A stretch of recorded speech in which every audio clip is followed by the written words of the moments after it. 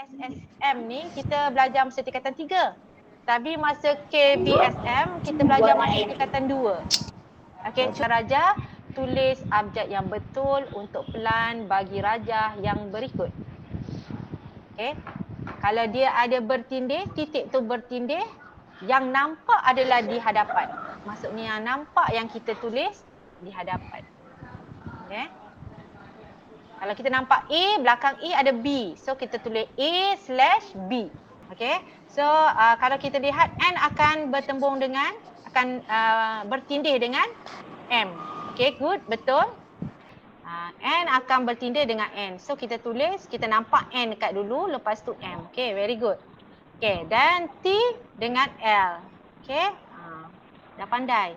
S tak bertindih dengan siapa-siapa. Okey, S alone. Okey, P pun alone. Okey, P pun alone. Tapi dia tak cakap dalam kotak. Okey, yang dalam kotak adalah Q dan J. Okey, so ini markah berapa markah? 4 markah. So pelajar yang lemah pun patutnya boleh jawab. Dapat berapa markah? 4 markah. So bahagian B tu sangat membantu sebenarnya. Okey, sangat membantu. Johnson, okey, Sweta, this one, Singye, okey, Ryan, Elina, Darshana, Adriana, Jiafu, okay, good. Okay, so hari ni kita nak belajar 8.1 sahaja. Kita ada 8.1 dan 8.2 locus. Okay, sebelum kamu nak jawab soalan ni, kita pergi kepada kita punya buku teks. Okay, tengok slide dalam Google Meet.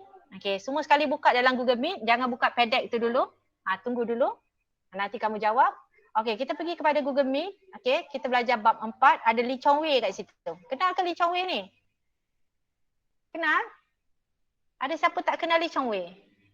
Locus. Okay, pengetahuan tentang locus yang membolehkan seseorang menganggar atau meramal sesuatu jarak, pergerakan atau lokasi berdasarkan syarat tertentu. Okay, konsep locus digunakan dalam bidang pembinaan, lukisan kejuruteraan, penerbangan, pergerakan satelit dan sebagainya. Ini kenapa kita belajar bab ini. Okay, sekarang kita tengok jago syarat-syarat tertentu. Tadi kita sebut sebagai apa? Syarat tertentu. Okay, jarak, pergerakan atau lokasi berdasarkan syarat-syarat tertentu. Okay, tengok tu.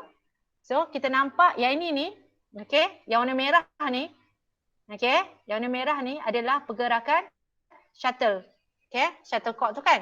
Okay, dia merupakan apa? Dia merupakan locus. Itu yang dikatakan sebagai locus. Nampak? Kalau kamu berjalan, daripada straight lah daripada rumah kamu tu, kamu jalan daripada depan ke dapur. Titik kamu berjalan tu, kaki kamu berjalan sampai ke dapur tu, dia menghasilkan satu locus. Kamu start jalan daripada depan ke dapur. Ni depan rumah kamu. Ni contoh ni depan rumah kamu. Sini dapur kamu. Okay. So kamu berjalan tu, ini yang kita panggil sebagai locus. Yang kamu berjalan tu, titik tu bergerak. Okay. Okay. So mari kita pergi eksplorasi zaman. Tak ada zaman dulu, tak adalah zaman sekarang. So kena ingat. Okay. Standard pembelajaran kita yang pertama adalah mengenal locus dalam situasi kehidupan harian. Tadi saya dah bagi satu contoh. Okay. Dan seterusnya menerangkan maksud locus. Tadi saya bagi contoh apa?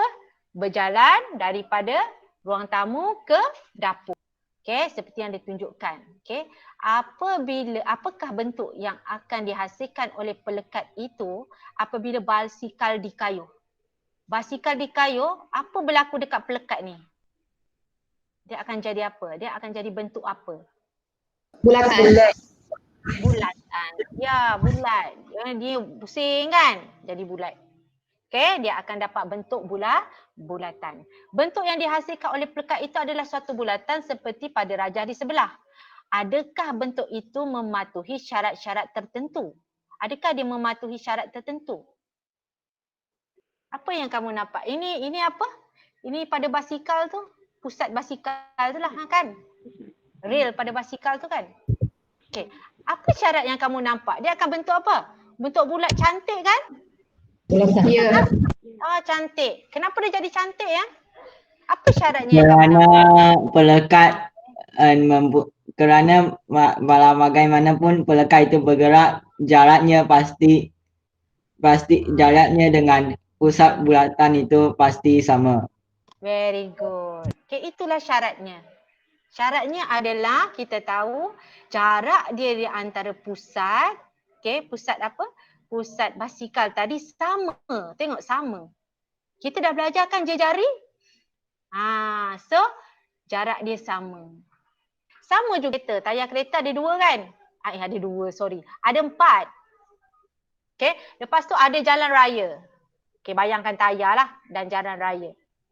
Okay. Kalau jalan raya tu lurus, apa nama kereta tu akan jalan, dia akan bentuk mana? Satu kat sini, satu kat sini. Betul tak? Betul tak? Betul. Anggap dia bawa lurus lah. Anggap dia bawa lurus. Ada orang bawa tak lurus juga. Sama. Sebab tayar dengan tayar sini dan sini tu sama jarak dia. Itu yang kita panggil syarat. Okay. Itu yang kita panggil apa? Syarat. Yang ditendang oleh seorang pemain bola sepak. Okay. Pergerakan suatu titik pada bola tersebut menghasilkan suatu lengkung. Gol. Okay. Masuk gol. Okay. So ini adalah dia punya apa?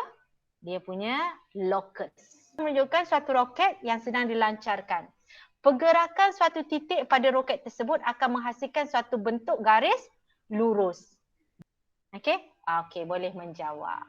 Apakah yang anda faham tentang locus?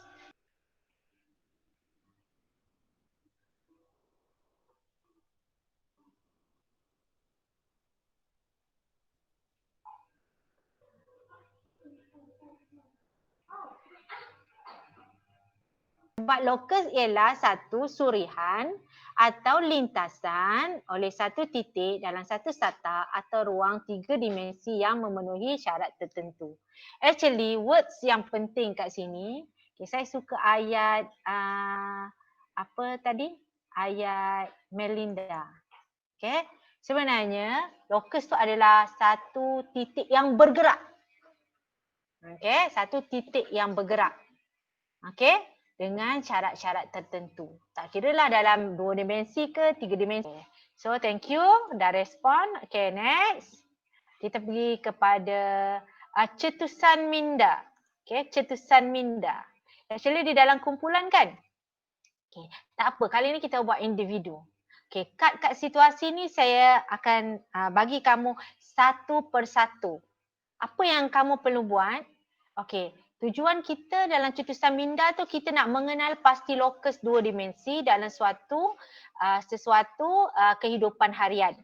Okay. So kat sini ada 4 situasi. Saya nak kamu buat apa? Saya nak kamu lakarkan. Okay. Lakarkan apa? Lakarkan locus. Okay, ni saya nak kamu buat apa? Lakarkan locus bagi satu titik pada objek yang terlibat dalam situasi ke atas ni. Silalah lakarkan satu titik pada lakarkan apa? The bola. Bola. Yes, very good. Okay. Boleh lakarkan? Ya, macam ni tepat. Okay, tak payah titik. Kamu dapat bentuk melengkung macam ni. Okay. Okay, melengkung. Okay, tu jawapan dia lah. Melengkung. Okay. So, kita pergi nombor 7. Okay, situasi B. Buah durian yang gugur dari pokok. Buah durian tu dari atas ke daripada bawah? Dari atas. Dari atas. Lurus. Okay. Tak lurus lasinnya. Okay. So jawapan dia adalah garis lurus. Okay. Saya padam je.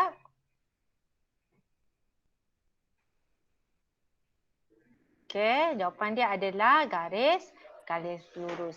Dia walaupun kat sini kita nampak macam sengit kita nampak macam sengit. Tapi bila jatuh dia akan jatuh ke bawah straight.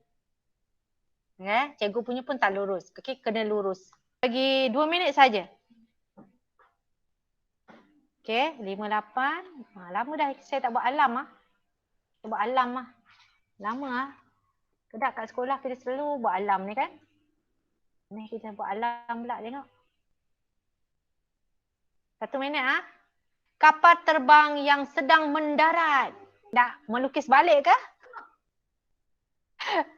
Dia selalu lakar saja. Oh, mati ke apa benda ni, Jafo? Aduh, macam-macam lah kamu. Biar betul. Straight yang sayang straight Gerakan satu titik pada kapal terbang menghasilkan satu garis lurus. Garis lurus. Ada melengkung. Melengkung. Garis lurus. Confirm Mestilah apa? Melengkung. Okey, jawapan dia apa? Melengkung. Okey. Lokus dia bentuk melengkung. Bukannya garis lurus. Garis lurus menjunam jatuh terus. Okey.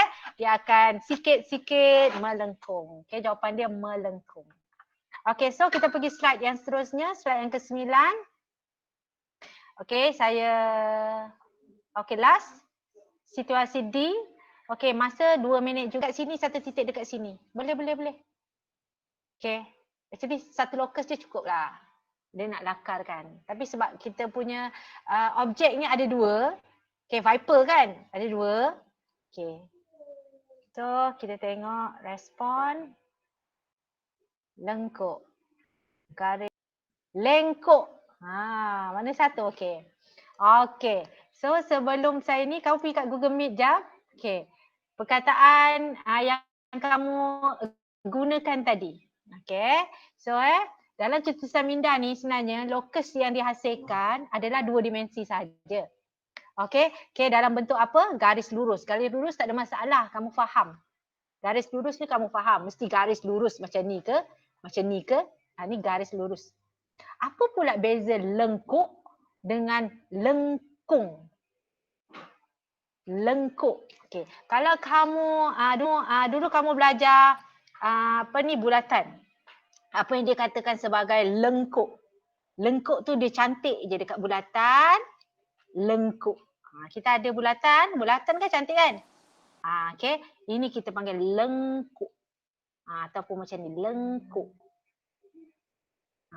Lengkuk tu lebih lengkung daripada lengkuk. Lengkuk tu lebih macam mangkuk daripada lengkuk. Lengkuk ni dia kurang. Mungkin boleh jadi macam ni. Mungkin boleh jadi macam ni. Dia tak sama. Kalau lengkuk ni dia macam tu. Okey, nampak beza tak? Lengkuk, lengkong. Lengkong. Lengkong. Okey, lengkong. Okey, boleh? Boleh So 3 je sebenarnya perkataannya. Sama ada garis lengkung arts. Ganjakan dan ada yang lengkung curve. Dia ada 3 sesi. So arts tu dia macam macam tu bukan lah arts. rasanya. Dia macam dekat bulatan. Dia macam cantik. Arts tu dia jadi cantik. Itu pun saya nak Okey. yang tersebut Kalau juga curve saya tu kata dia dalam- kadang-kadang tak dalam cantik buku kan? tu. Dia kadang-kadang tak Macam cantik. bulan Kadang-kadang tadi, macam kan? ni. Kadang-kadang macam ni. Bulan tadi, Dia tak bulan cantik. tadi. Curve tu. Rasanya dia akan bentuk tak bulatan? Dia akan jadi tak bentuk bulatan? Kalau dia boleh tak jadi bulatan? Tak kan? So ni lengkung. Okay. Lengkung. B ni straight lah. Ni straight. Maksudnya lurus. Garis lurus. Okay. Ni tak ada masalah. Okay. Yang ni pula. C ni. Dia turun macam tu kan? Dia turun macam tu. Okay. Ni adalah apa? Lengkuk. Okay. Yang ni pula. Ini apa nama Viper ni. Dia kalau kita pusing. Dia kan ada macam jejari. Betul tak? Nampak tak? Bila kita pusingkan dia 360. Dia jadi macam bentuk jejari. Setuju? Ini ada Setuju. lengkuk. Dia je lengkuk macam tu lengkuk. Okey, boleh? Nampak tak? Nampak tak perbezaan? Okey, situasi A lengkung. B garis lurus. C lengkung. D lengkuk. Lengkuk, lengkuk, lengkuk. Lengkuk. Okey, dapat? Boleh? Boleh faham? Saya akan minta kamu jawab. Okey, nanti saya masukkan dalam GC. Yang ni pun nanti saya akan minta kamu jawab. Okey, dalam GC. Yang ni pun saya akan minta kamu jawab. Okey, sekarang saya nak kamu jawab apa? Yang ini. Saya nak kamu respon. Yang tak respon maksudnya dia tak aktif. Okay. Siapa yang respon ni dikira aktif. Okey, dikira aktif.